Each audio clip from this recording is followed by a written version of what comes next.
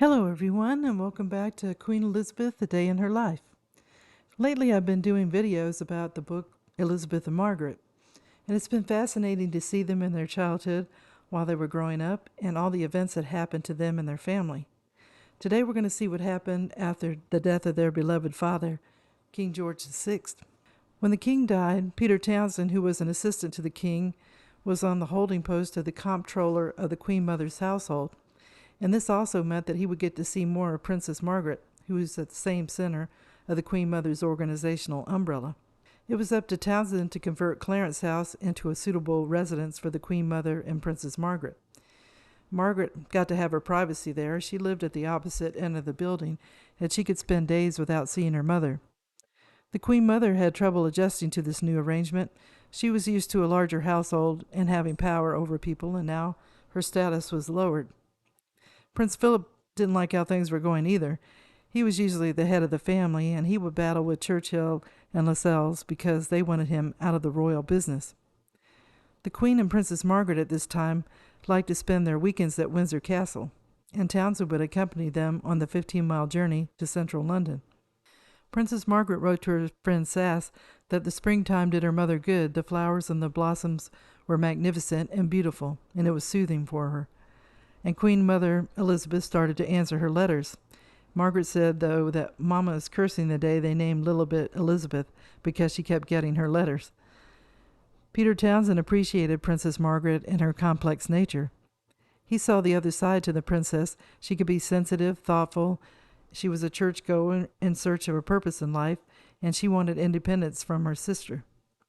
A friend said that Peter was always there for Margaret. He was incredibly kind, sensitive, gentle, and understanding. He, too, was deeply religious, and he was a dreamer. He said he would like to buy a farm and live in South Africa. When Peter Townsend got divorced, his wife became the scapegoat. Their son, Giles, said that she agreed to be the guilty party only because someone had to be, and it wasn't going to be my father as far as the royal family was concerned. If Margaret had been named as mistress, the scandal would have affected her reputation, and it would have put a cloud over Elizabeth and her reign in those first beginning months she became the queen. Giles said, "My mother took all the blame, which was very unjust. She definitely got a raw deal. She was hurt very much. Everyone he knew said his father was seeing the princess. The divorce action could have just as easily gone the other way." The divorce gave Townsend the opportunity to start seeing Princess Margaret. In his book, he claims their love affair happened after the divorce, but Tommy Lascelles dates the romance from the summer of 1952, and Lady Jane Van Tempest Stewart claimed it was years earlier. Peter was enamored with Princess Margaret, and he said she gave him what he lacked most, which was joy. One afternoon at Windsor Castle, they told each other how they felt, and he told her first, and she said she felt the same way. But there's going to be a lot of hurdles to overcome. He was divorced, and the church was against that, and it made it hard to be part of the royal family at that time.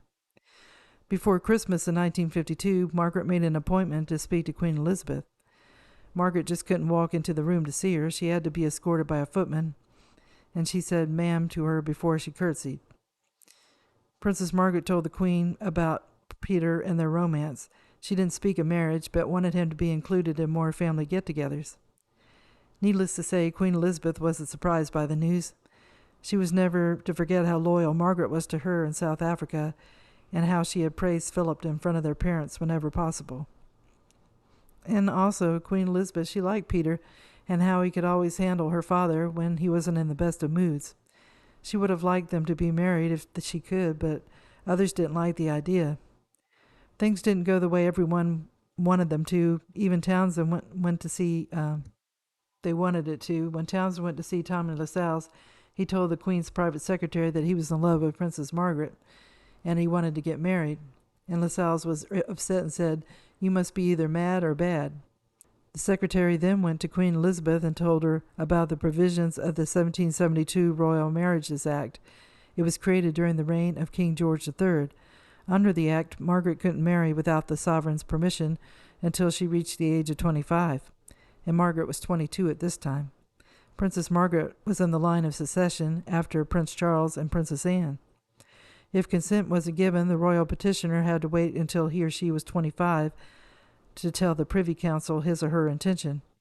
The marriage would thereafter be legal only if both houses of Parliament didn't raise any objections within 12 months. Elizabeth knew the Privy Council and the Commonwealth wouldn't agree to the marriage because Townsend was not only a divorcee, but a commoner, so they wouldn't be allowed to marry in the church. If Margaret decided to get married without permission, she would be in the worst circumstances. She would be under the worst circumstances, having to give up her titles, her place in succession, and her civil list allowance. The monies voted by Parliament to pay for the upkeep of the royal family and the monarchy. She would be just plain Mrs. Peter Townsend and would have to live abroad for a time. Though the Queen Mother, she was giving mixed signals. When she heard how Margaret and Peter felt about each other, she responded by being calm, but inside she was devastated. She got in touch with Lascelles to discuss these dreadful things. She didn't ask Townsend to resign. She kept him employed at the palace and added to his duties and included him in family gatherings. So no wonder Margaret and Peter were confused. Queen Elizabeth and the Queen Mother were hoping, though, that the romance would fizzle out on its own. Lascelles wasn't trusted by Princess Margaret. The secretary felt that Townsend had let them down by becoming involved with his betters. Lascelles didn't trust or respect Princess Margaret. The thing was, the secretary had a loyalty to the Queen and the monarchy, not to Princess Margaret and his colleague. During this time, the coronation was going on for Queen Elizabeth. It was coming up in June. Lascelles insisted that Elizabeth couldn't afford a scandal before the event, and he said to the Queen Elizabeth, "Townsend needs to be sent overseas, far away." Queen Elizabeth didn't approve right away. She asked for Margaret to wait until after the coronation to decide on the path to go forward, and she asked for 1 year. Queen Mary passed away on March 24th, 1953. Elizabeth inherited jewels from her, and she had many memories of her loyalty to the crown and that the country must always come first. Margaret didn't have much sorrow over the death of Queen Mary. Queen Mary had criticized Margaret because of her weight, her size, and her spoiled behavior. Queen Mary didn't have much time for Margaret, and Margaret didn't have time for her. Queen Elizabeth didn't want the coronation televised, and everybody got upset about it, so then it was decided it would be televised. Elizabeth wanted things to be perfect.